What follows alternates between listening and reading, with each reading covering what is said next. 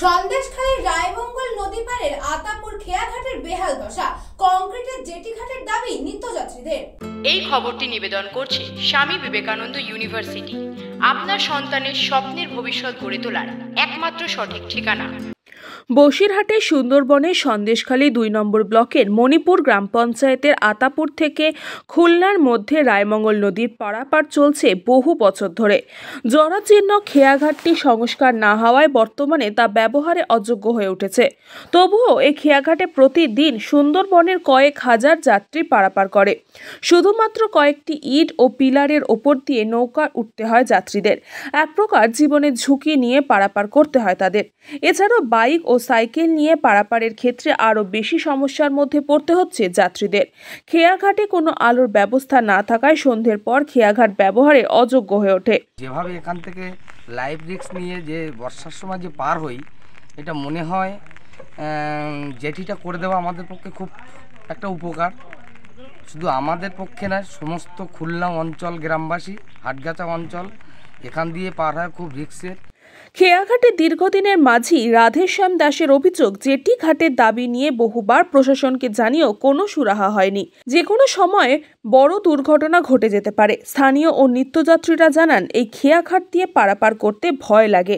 পূর্ণিমার ভরা কোটালে জল নিচে নেমে গেলে জেটি প্রায় শেষ প্রান্তে গিয়ে নৌকায় উঠতে হয়, যা অত্যন্ত ঝুঁকিপূর্ণ। এবং এই ঘাটটার বিরাট দুর্দশা, লাইট ফাইট নেই, অন্ধকারে। আর এবং আমার খুলনা সন্দেশখালী রুরাল হসপিটাল আছে, যদি কোনো ব্যবস্থা হয় সরকারিভাবে আমরা খুব উপকৃত হব। এবং সাধারণ মানুষ, পারাপারের মানুষ বিরাট অসুবিধার মাঝখানে। কতদিন থেকে এরকম বিহার?